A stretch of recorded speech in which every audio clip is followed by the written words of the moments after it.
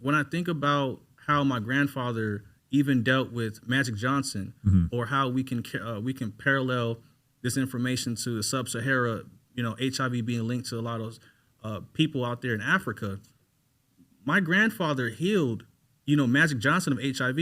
Magic Johnson reached out to my grandfather for HIV. I didn't know that. Yeah, Because I've never seen him talk about how he healed, and I think a lot of people want to know. yeah. He took my grandfather's products, and my grandfather's been talking about. Now, my grandfather was a firm believer that homicides and suicides came from mineral deficiencies. Wow.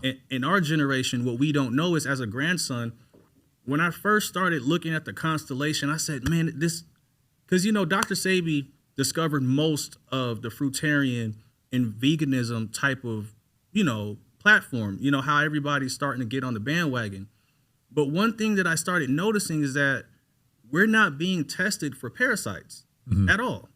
And I was looking for something that was equivalent to my grandfather's discovery of mucus. And I said, the only thing, and this was right before I moved to Vegas, I'm like, man, the only thing I can really find that all diseases was inflammation and mucus, it had to deal with a microorganism. It has to do with some type of entity. Because I said, we're humans. I mean, once we get invaded, it's like our brain and our gut bacteria.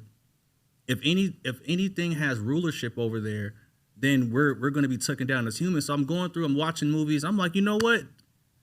Let me study the moon. Let me just start with the moon. And it got me down to the parasite. And when I figured out, the federal side of parasites are actually being enlisted and telling us as humans that we actually may have a parasite that's taken our purpose away from our lifestyle.